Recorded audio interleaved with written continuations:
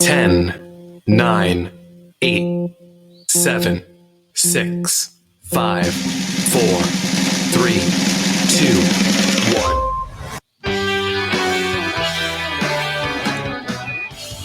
Good morning, everyone, and welcome to Papa John's podcast. I hopefully everyone had a great weekend. It was beautiful weather here in the New England area, and I hope you all enjoyed it as well. So today, I'm going to be continuing on with my series of podcasts about the 13 bloodlines of the Illuminati. That's right. You've heard the conspiracy theories, you've heard the stories, but I've been diving in deep to the different bloodlines, and what I've found so far has been chilling, to say the least, to see the many connections that we have with some of the world's wealthiest families, Satanism, and all-out world control.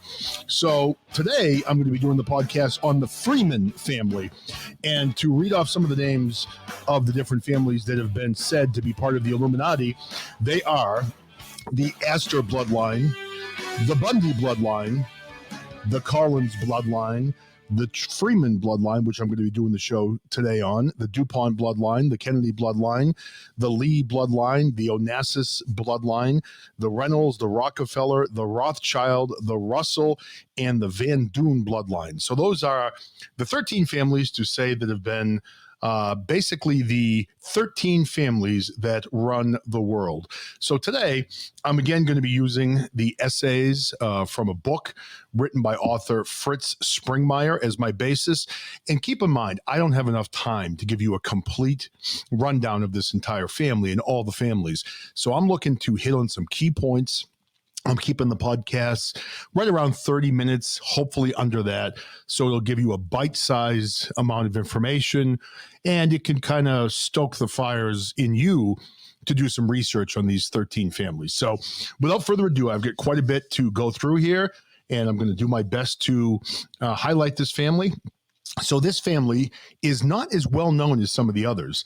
Again, it's called the Freeman bloodlines. All right, so let me get into this. The amazing thing about this family is that it is not a family that people would have thought of as being one of the top 13 families in the Illuminati or the deep state. However, for Fritz, as a researcher of the elite and satanic hierarchy, and we hear that a lot, the name pops up with surprising frequency. For instance, Stephen M. Freeman runs the Legal Affairs Department of the Civil Rights Division of the Anti-Defamation League.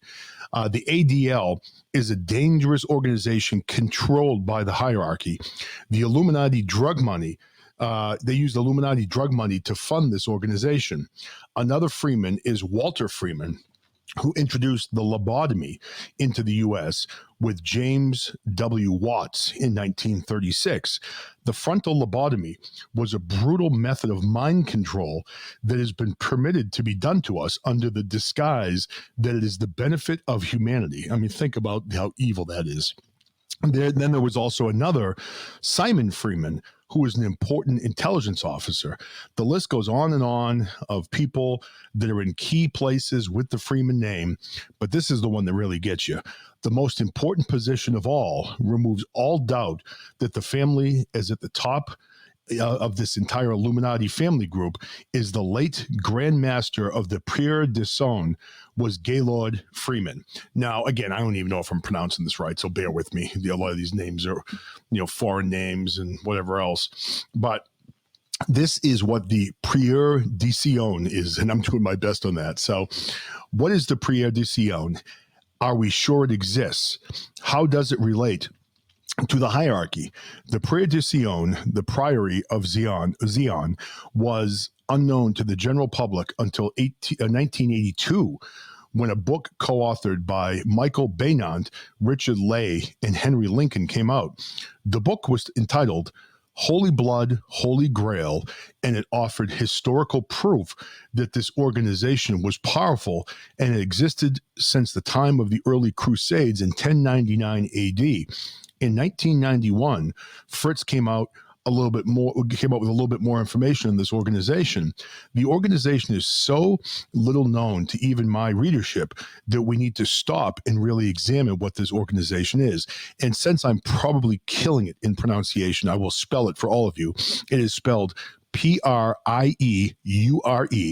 separate word DE, and then a third word SLON. So Prière de Sloan, I'm not sure how to say it, but that's how it's spelled if you want to research it. Fritz was trying to figure out the mysteries surrounding this organization. Lincoln, Lay, and Bognat's research led them to conclude that the Holy Bloodline was the Prière de Sion guarded, was the bloodline of Jesus. This immediately made all of their research, just kind of condemned by most of Christendom. I watched to see if the Christians would refute the unbiblical parts of the research, but besides a couple of short articles, Christian Century 9-1, 1982, Writers of the Lost Grail, which simplistically claimed that the book was of no value because obviously it was erroneous. No one even pretended to try to refute the book, as far as I know, except for the English book, which did pretend but didn't refute anything. The authors went on to write two more popular historical exposés concerning the Prière de Sion and Freemasonry. Again, things being tied into Freemasonry. So it's kind of crazy how these things all tie together. Now, actually, to be fair to Christians, if I hadn't already known from my research that much of the European information in Holy Blood, Holy Grail was correct, the wild religious speculation about Jesus in part 3 may have caused me to doubt the book as well. The first Christian author to pick up the Prière de Sion was J.R. Church, who wrote Guardians of the Grail, which built on Holy Blood. Holy Grail's research is a constructive way and put more pieces of the puzzle together. At last, a book was out that challenged some of the false ideas of Holy Blood, Holy Grail, without blindly throwing their excellent research. While the public at large had never heard of the Prière de Sion until Holy Blood, Holy Grail came out. The organization was written about in high-level military intelligence briefings years before the book. Some of the men in high-level intelligence have become concerned with the direction this nation is going. If it is, though, such men that independent confirmation is leaked out even before the book. The information did get to some researchers. I came out with my Be Wise as Serpents book in 1991, which, among other things, covered the Prière de Sion. And after I concluded that the evidence actually verified its existence, it is crazy that this group lasted or existed for like 1,000 years and nobody knew about it. I mean, it's just insane to see how secretive some of these groups and some of these societies are. So I approached the issue from my own angle of research. In researching the Illuminati, it became clear, one, that bloodlines were very important. Number two, that people in high-level Satanism believed that they are descendants of the House of David. Number three, the Illuminati activities tied in many ways to the Prière de Sion. One startling tie was that the Freemason family was, according to the informant, one of the top 13 Illuminati families, or the Freeman family.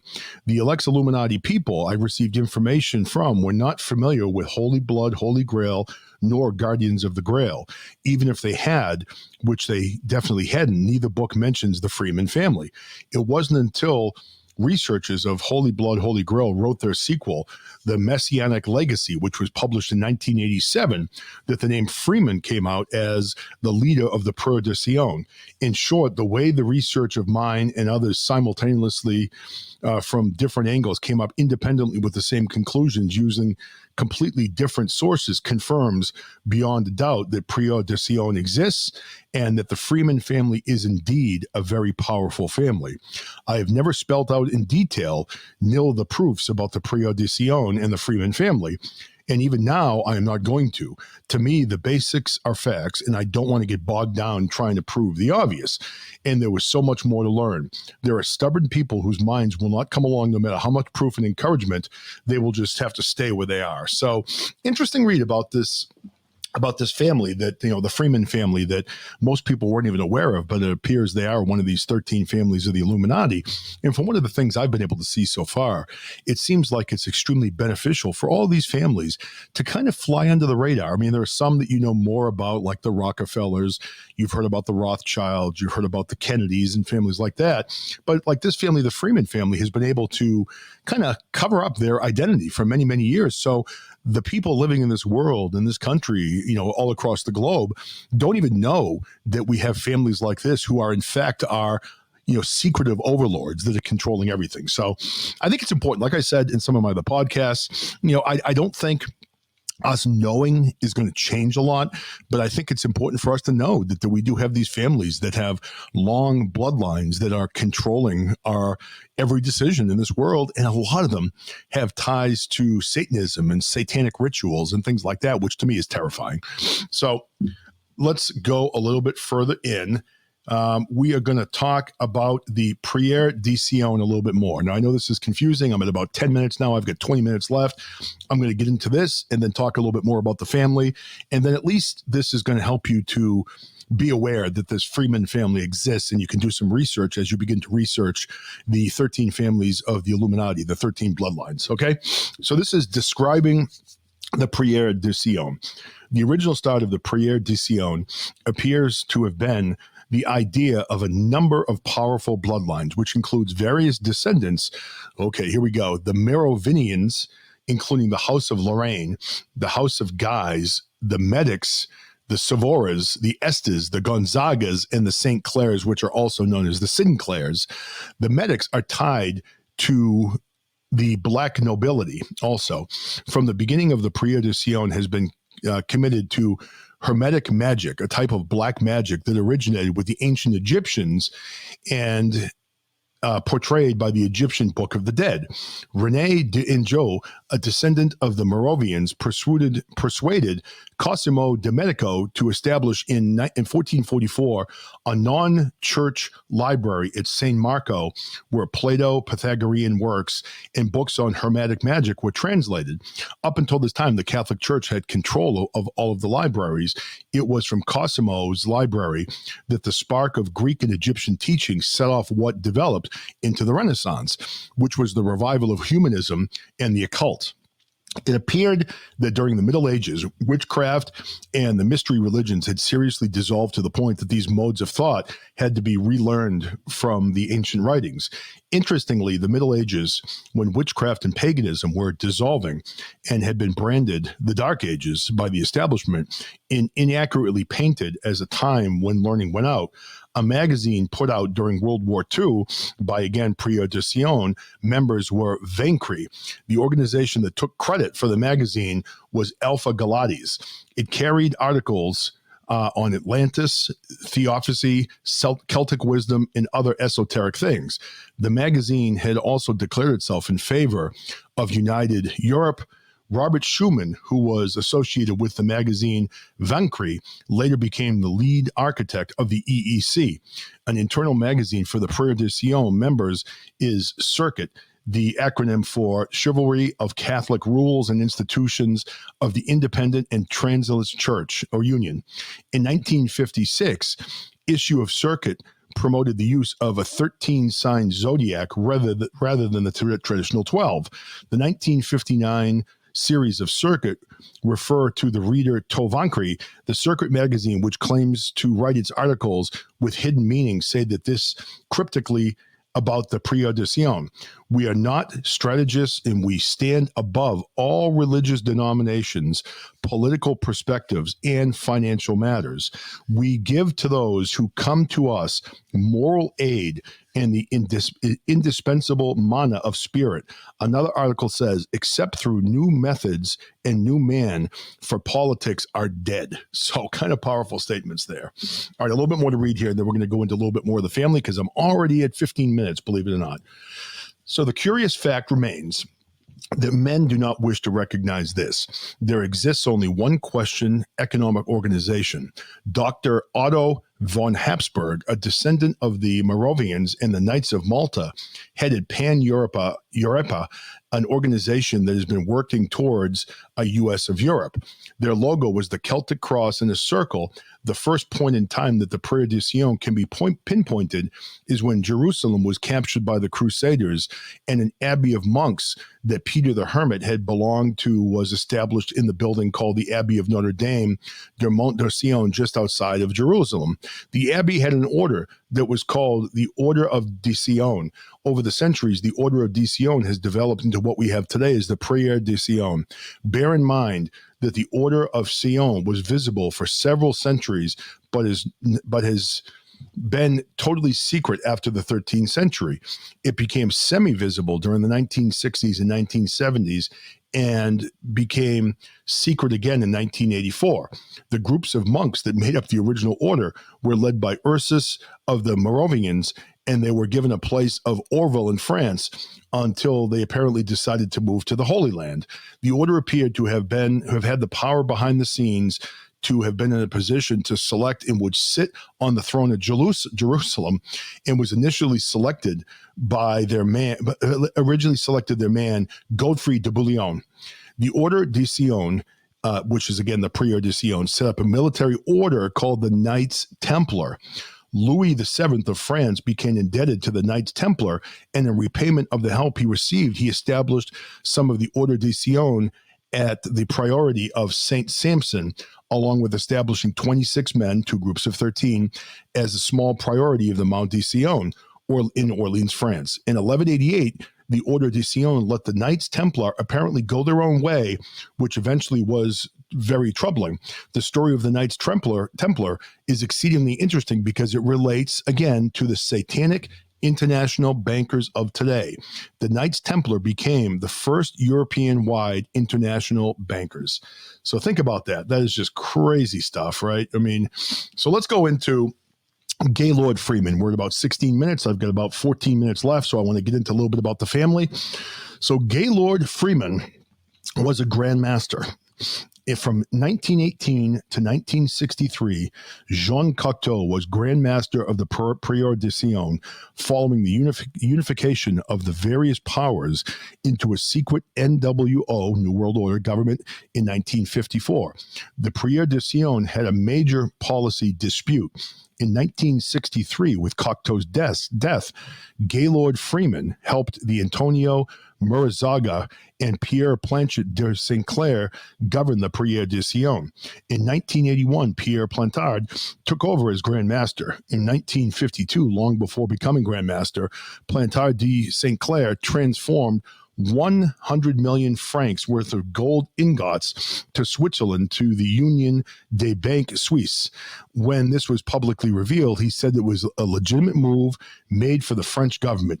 In 1955, several men associated with the Prieur de Sion obtained some old parchments, 2 of which gave the Moravian genealogies, and they used the British notary of royal appointment, Patrick Francis Judon Freeman, that's one name, in relation to the request to the French government to take the old documents to London, England, where they were kept at 39 Great Russell Street. Later, PFJ Freeman was used again the next year to request that the documents be allowed to stay in England and to be held in a safe deposit box at Lloyd's Bank of Europe in London. One of the men involved went by the name Captain Ron Stansmore Nutting of London. He was born in Dublin, Ireland, who is reported to be reliable sources to have been in British intelligence MI5 and sat on the board of directors of at least 14 companies, including Arthur Guinness and the Guardian Assurance. He was later chairman of the board of the British and Irish Steam Packet Company. He was also governor of the Bank of Ireland. One of the Guardian Assurance's department chairman was also an MI6 operative named Captain Nutting. Another PDS member was also of Nutting was Viscount Frederick Leathers, who was the British Minister of War Transport during World War II. Viscount Leathers had a business associate and longtime friend, Sir William Stevenson, who was the wartime chief for M16's American branch office called the BSC, which is the British Security Coordination in New York. Another friend of Leathers was Connaught Guthrie, who headed the BSC MI6 in New York. Guthrie was a shipping executive due to internal trouble in the Prieur de Sion that resulted from a rule that members had to place a birth certificate and signature with the priory, an English faction created forgeries of birth certificates and signatures in a secret protest sent as these originals to France. P.J. Freeman then got involved in this act of defiance. Another division occurred between the French members of the Brit-American members. The French wanted more of a role and some type of restoration of the monarchy in the United Europe. The American British members were far outnumbered by the French, who wanted to skip the monarchy idea altogether. The Vatican and the Prieur de Sion work together. Apparently, the Vatican is given some type of minor kickback for their cooperation. Oh, that's scary. John Drick, Robert Aberd, Gaylord Freeman were three members of the Prieur de Sion that were associated with the First National Bank of Chicago. John Drick had originally started as a cashier in 1944 and became vice president 3 years later. That's a pretty good career path. In 1969, Drick became both the president of one of the directors of the bank. He was also on the board of a number of other companies, including Steffen Chemical, MCA Incorporated, Oak Industries, Central Illinois Public Service, etc. The Guardian, Royal Exchange, Assurance in London, where P.J. Freeman worked, also shared a building with the First National Bank of Chicago, which had Gaylord Freeman as chairman and board of directors. In other words, the two businesses and the two Freemans all connected, it seems, to the Prieur de Sion, and by other inferences, all connected back to the hierarchy. Gaylord Freeman's signature appeared on a Prieur de Sion document on December 16th, 1983. Gaylord Freeman never publicly admitted that he knew anything about the PDS, which I don't think is true, obviously. So I'm going to read a little bit more about the origins of the family, and then their ties to the Illuminati and Satanism, and then we're going to wrap this up since we're almost at 22 minutes. Origins of the family. There are obviously different unrelated family lines that have come with the last name of Freeman. In the preliminary genealogical work that Fritz had done, he had found that Freeman's coming from England, France, Germany, and Austria. Howard L. Freeman is a Christian author who had written about how the economic system of our nation is ungodly. I wrote him a letter of inquiry about the Freeman family. He wrote me and told me that his family came from the English town of Barnstable, and that the Freemans in that area treated him as a royal guest when he visited the area. He was shown around England over a 50-mile radius by the Freemans in England. His opinion was that the last name did not originate in Barnstable, England. The history books record an MP, that's a member of parliament, back in the times when our revolution was being plotted, who was named Sambroke Freeman, who was born in 1721 and passed in 1782.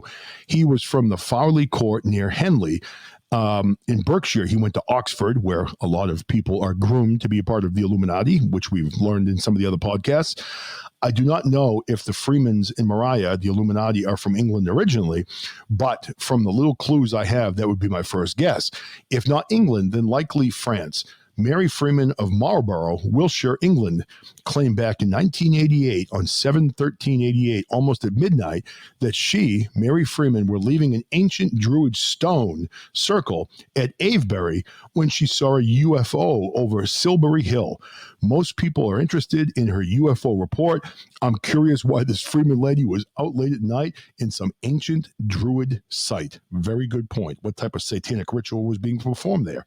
All right, the last thing we're going to go into about the Freeman family is the Illuminati and Satanism. Now, one of the things we've learned about all the different podcasts I've done so far is that a lot of these families are tied to Satanism, and to think that these families are ruling the world, we are being ruled by a group of Satanists, and that to me is absolutely terrifying, and it should be for all of you out there as well. So I'm asking all of you to dig in and do your research. Use my podcast to get you interested, start researching, Google these families, read about them, learn about them, and it'll give you a better perspective on what we're all dealing with in this life and in this world, in my opinion. All right, so due to time constraints, Fritz was saying he hasn't progressed as far in his research as he would like. However, he's been able to identify one Freeman in the Illuminati.